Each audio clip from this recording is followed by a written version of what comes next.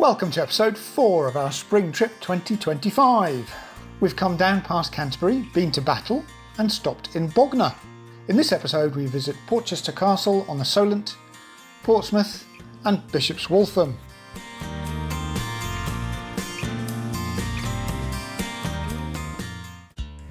The Boardwalk at Port Solent allows motorhome and camper vans to stay overnight. You just check in by phone and it's free.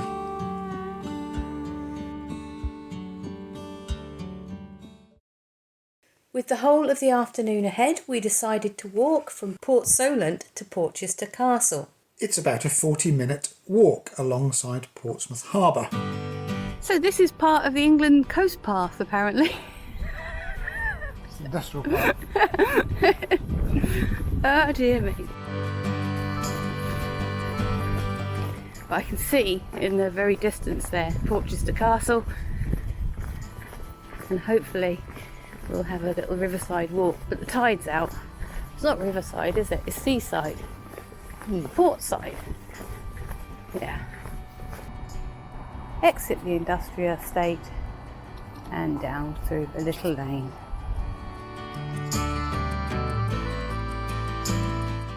It's a bit grey and windy.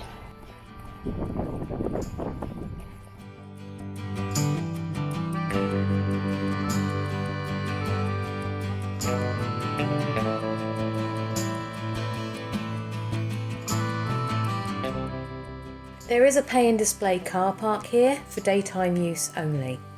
The main grounds are free to enter, but an entry fee applies for the main castle area.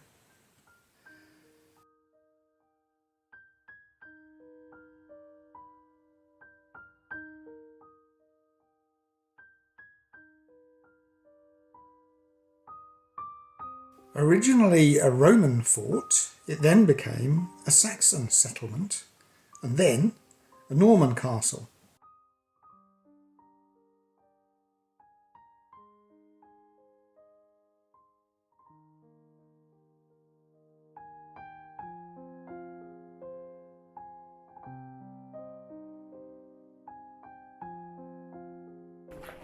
Might not be able to go up this one.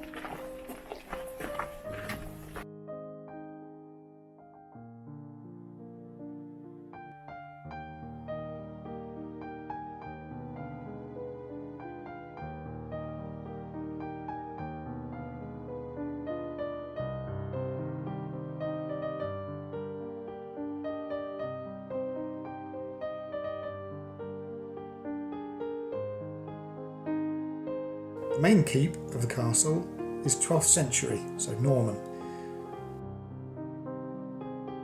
From 1665 it was used as a prisoner of war camp and the last prisoners left in 1884.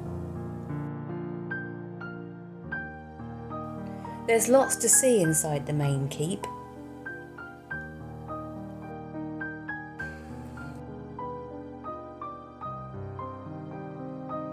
I always admire the engineering that goes into building these medieval castles and so on, but over the past 800 years there's clearly been a bit of movement in Porchester Castle. It looks like somebody's just jammed a load of concrete in the gap.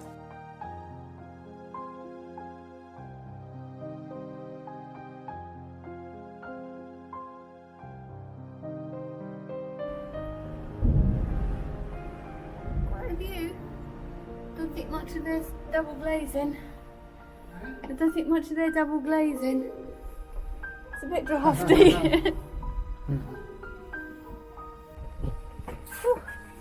That is super windy.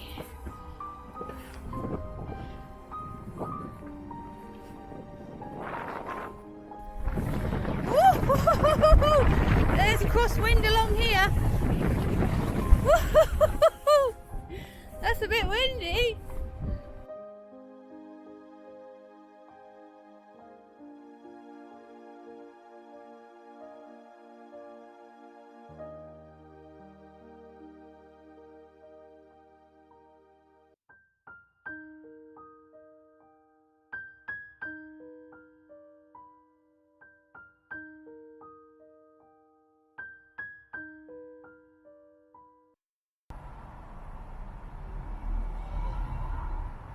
How easy was it to check in here? It was very easy. You just phone and give them your name, contact number, registration number. That was it. Fabulous. 3 nights parking. Yeah. We're not entirely level and we're right by a road. But once the blinds are shut, Doesn't matter where you are, does it? it doesn't matter where you are. Yeah.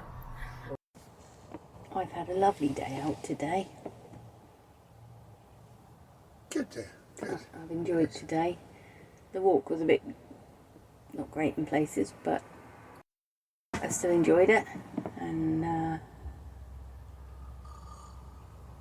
it's been slow, laid back.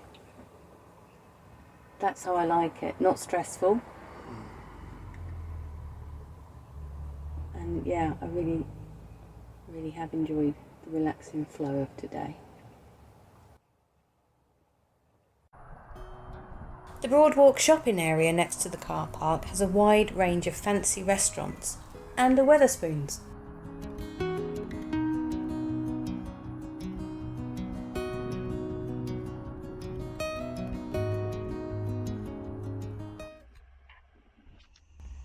It's 8:30-ish and the car park's chocker of camper vans and motorhomes. Still quite a lot of traffic going past, but it's supposed to die down about 11, so that will be good if it does. We had a good night's sleep at Port Solent and drove into Portsmouth first thing in the morning. We had an early start this morning because I had to work and Dave was going off to the D-Day Museum. So we've parked up near the D-Day Museum because the car park at the D-Day Museum has a height barrier which we can't get under. So it's cost about £6 to stay here until 1 o'clock, which is 4 hours. He's gone in to enjoy a nice day out of history and I'm sat here working. But that's fine. It's a lovely morning. There's blue sky and yeah, I'm quite content working away here. There he is. He's had a lovely day, I'm sure, at the D-Day Story Museum whilst I've been working away. But I've made lunch. We got about 40 minutes left on the parking. Oh, he's got a sticker. They've given him a sticker. How lovely. A good boy, you've got a sticker. You got a sticker.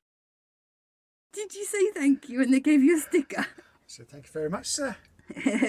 I'll look after that forever. I'll keep that as a memento. Oh, bless. You should stick it on the fridge. Yeah. Did you enjoy yourself?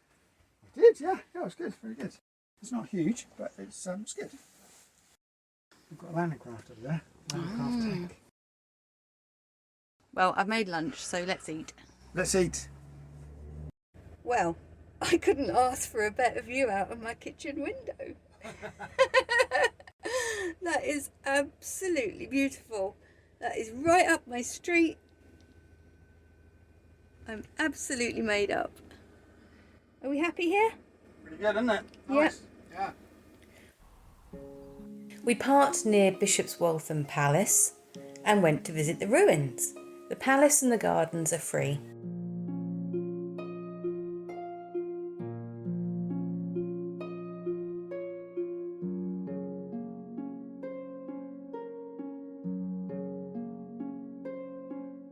Bishop's Waltham Palace was built in the 12th century and it was the residence of the Bishops of Winchester.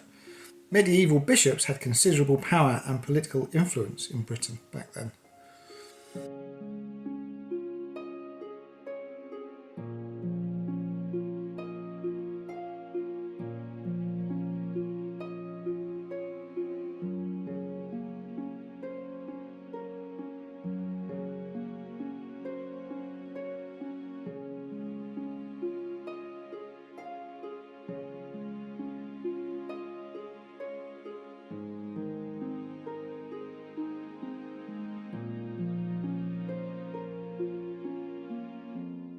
It was badly damaged during the Civil War, and as is quite common, much of the stone was taken away to build new properties nearby.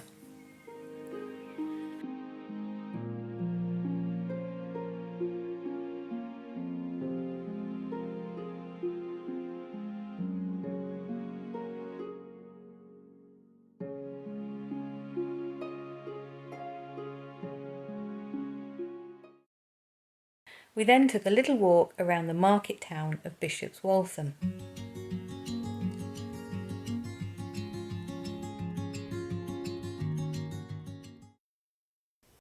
It's a lovely spot we've got here tonight, isn't it? Yes, it is. Yeah. Yeah, it's really quiet.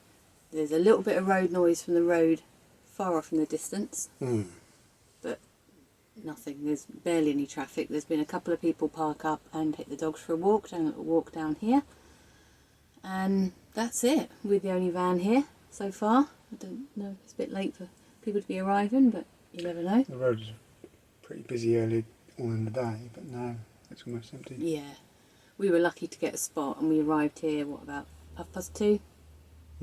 Maybe 2 o'clock. Had a little walk around the town. There's a few boutique type shops, and one charity shop, and butchers, proper traditional butchers. That's always good. Hardware store. And a hardware store. Yeah, what more could you want? And I think we're settling in now, aren't we? It's been a week. A week and 1 day now we've been away, and I think we've settled into a nice little routine. Yeah. Yeah. Get into the swing of it. Yeah, we're remembering to do things. We only drove off once with leaving the roof lights hatches open, and but yeah. Yeah, getting into the swing of putting the hot water on when we start eating tea, so it's ready for washing up. Yeah. And when we wake up first thing in the morning, so it's ready for a shower. Yeah, we've been away, a week and a day, and we've used just over 1 tank of LPG. Yeah, it's been quite cold the last couple of nights, hasn't it? So we've left the heating on. Yeah. What did you put it on? I increased it to 16 degrees last night, but that's not correct. That was it's a bit of an extravagant. offset. No, it's not. The van isn't sitting at 16 degrees overnight. That's what I'm dialing in, but I'm sure it's warmer than that. Yeah. Well, when I got ready for bed last night, I had goosebumps. I was that cold, so I think that's why you bumped it up a bit last night. And even being in the city last night, I was really relaxed and peaceful. It was a nice... Portsmouth is a nice place to visit. It is, yeah. Surprisingly pleasant. Yeah, there's lots of trees. It's immaculately kept. The city council, brilliant work. Well done. Yeah, loved it. I don't know if it's an affluent city, but it felt like it was all well off and pleasant and nicely kept and clean and tidy and really attractive city with lots of waterfront area. Yes, obviously. Yeah, maybe we just didn't hit the less desirable areas. Well, yeah, maybe that's true, but we were just talking about how advice for people that were going off grid, because there was a post that you saw, and I think I was just brainstorming a little bit about any advice for anyone who's never slept anywhere other than a campsite and are interested in doing it. And one of the things that I came up with was to go somewhere where there's other vans around, so you don't feel quite so daunted by it all. And well, also it avoids potential pitfalls, doesn't it? Because if there's lots of other vans around, then it's not a dog in sight. Well, yeah, I suppose so. But and do your research, really. There's search for sites, there's park for night. I mean, I won't leave reviews on any of those sites anymore, because we lost our favourite spot because they were getting way too many nice reviews. I wouldn't want to lose any more good spots by people, inundating certain areas. But, there are places where camper vans and motorhomes are welcome to stay overnight, and they haven't brought in any restrictions, and it's been a long time thing. So and there are lots of car parks as well that let motorhomes and camper vans stay overnight. So if you are thinking of doing it for the first time, choose one of those sites. Don't pick a lay-by the side of a busy road, and do what you can to feel safe for your first off-grid trip, really. And do remember that your main sockets won't work because you won't have hookup, and do make sure you've got plenty of water on board for a cup of tea in the morning. Yeah. We bring 2 big 5-litre water containers, but we also have 2 unopened ones as reserves. So we actually bring 10 litres, 20 litres of water with us. In addition to the white water tank. Yeah, so we don't use the white water tank for food and drink. We use proper drinking water, which we can refill on a campsite, because we go on a campsite every 3 days. We have 3 nights off grid, 4th night on a campsite, and we can't do any more because the capacity of the water in the toilet cassette just doesn't allow us to stay off grid any longer than that. And so yeah, make sure you've got plenty of drinking water, you know, because, well, I suppose it depends how much tea and coffee they drink, but we get through probably about 3 litres of water a day on tea and coffee and hot chocolate. Or, you know, we use instant hot chocolate. And if I'm cooking, like if I'm doing noodles, anything that needs water, then we could probably get through 4 litres of water in a day. So having 20 litres to hand will easily do us for 3 days off grid before we get to a campsite to refill them up again. Yeah. I think if you go somewhere that's well known, that welcomes camper vans,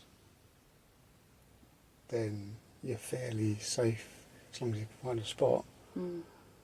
If you go somewhere off grid that is less well known, it's probably a good idea to have a fallback option in case you get there and decide that it is a dog in sight, or it's not pleasant, you don't feel right, or it's too close to a residential area, or whatever. Then you know you can move on to your second choice. Yeah, I always do have a second choice. Yeah, it doubles the research work, though, doesn't it? It does, but I think that's what I like to do to make sure that I feel safe. You know, trust your gut. If you really feel uncomfortable, then move on. You know, that's. Yeah, there's no sense doing it if you don't feel comfortable. Yeah. I mean, thankfully, we've never had any trouble. No. And most of the places we've stayed at, there's always been at least one other van. Apart from, on this trip actually, we were on our own in the first place we stopped. Where was that? The car park. Oh, yeah. Where was that? By the church. I'll pop it up on the screen. Yeah. Yeah, we were on our own in that car park, and we were also on our own, well, we're on our own tonight, but all of the other places we've stayed off grid on this trip, there's always been at least one other van there. Yeah, and if you want to ease yourself into it gradually, then I suppose Britstop's pub is a good toe in the water. Yeah, we've had a couple of pub stops, haven't we? We've done at least 2. We did 2 pub stops and 1 farm stop. But you didn't have to be Britstop members to stay with those ones. They were just welcoming them anyway. And yes. So one was just west of Norwich. Where was the other one? The Maltsters. Oh yeah. In Ranworth. And then we did the farm stop in Northumberland. Yeah. So you don't actually have to be a member of Britstops to stay at some of these pubs, but some of them you do. And it's worth doing your research on that as well. And the best place is to ask about on the forums and things, let people know where you're going. And those people Also, you can just phone them up and ask them, and they'll say, yeah, we don't mind, come along. Yeah, if they've got an empty car park and they want to have your business, then, you know, why not?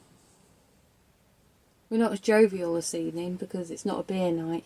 We're parked on the street and we'll be having a hot chocolate. We'll be having it's an old people's night tonight. Hot chocolates and blankets and books. Oh dear, can't be boozing every night. Still, and we're off to Winchester tomorrow, so that'll be interesting. The seat of King Alfred. Good morning. It's a lovely day. It's a little bit overcast, but I'm here working, but my internet's gone down, so I can't actually work, and it's a bit sketchy here. I've had no issues last night with my internet service, but today it's deciding not to give me internet every so often. It's been fine for 45 minutes and it's gone, so I've just got to wait for it to come back up again. So I thought I'd do a little video. Dave's gone off for a walk and I'll show you some of that in a minute. But yeah, it was a really pleasant night's sleep here. Very, very quiet. Even the cars that have come up and parked during the day, they weren't loud, they were driving slowly and just parking up. So it's chock-a-block full of cars again now. So if you did decide to come here, then yeah, I'd recommend coming later in the day so you can find a spot, because yeah, in the evening it was just 2 cars parked on this road. So yeah, that's where we're at. I'm waiting for my internet to come back up and I'm bored, so I'm filming, and who knows when it will come back up. Might have to do some overtime. We shall see. So I walked literally just round the corner to the roundabout where the B3035 meets Winchester Road, which is on the 4-mile loop that is the Bishop's Waltham Heritage Trail. As you can tell, this section has been adapted from a disused railway line. Nice repurposing of level crossing gates there.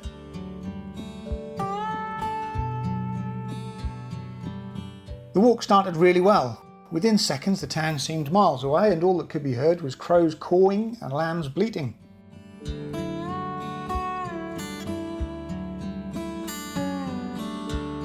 The southmost section was the trickiest. There are many different intersecting footpaths and the signposting is non-existent. And it was as the trail swung round to the west that it went through a field full of cows.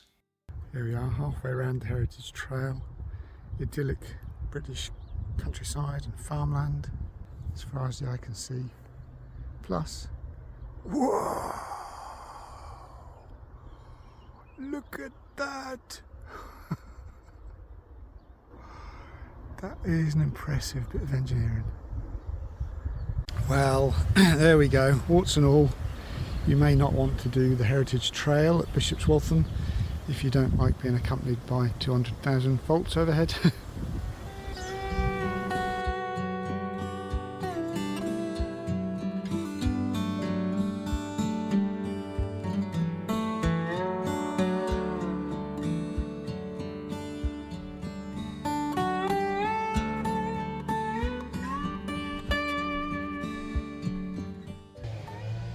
Well, we're back out in the countryside again now, and this is the kind of countryside walk I like, with a bit of scrambling, a bit of climbing, roots and trees and narrow little walkways. Not easy to find. I've been using Guru Maps, which is very good. But I'd say the paper map is next to useless. I would have got lost within 5 minutes trying to follow that. I think as people have moved more and more to digital navigation aids, the signage has probably been neglected and just been left to fall apart. Which is a shame. I prefer to follow the finger posts and things like that, but there we are.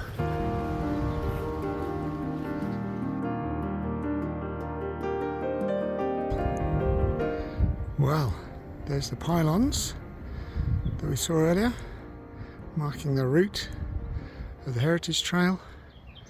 Went all the way up there to a point and then came back this way. About 3/4 of the way around it now.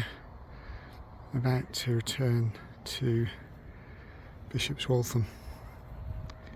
Yeah, I'd recommend it, but do bring GPS based navigation, because it's a bit tricky to follow the signage when some of it's missing.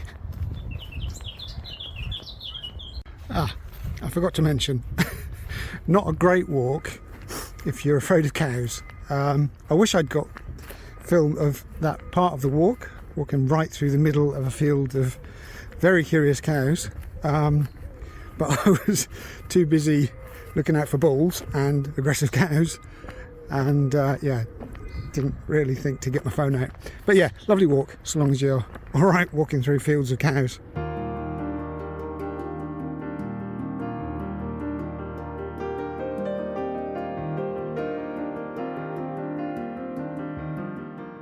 Thank you for joining us. Next time we'll be in Winchester, and we hope you'll join us then. Our hearts beat to the city streets. We began to feel the fire. We rise like tall buildings as the chemicals they take us higher. The night's young, it has just begun as she puts her hand in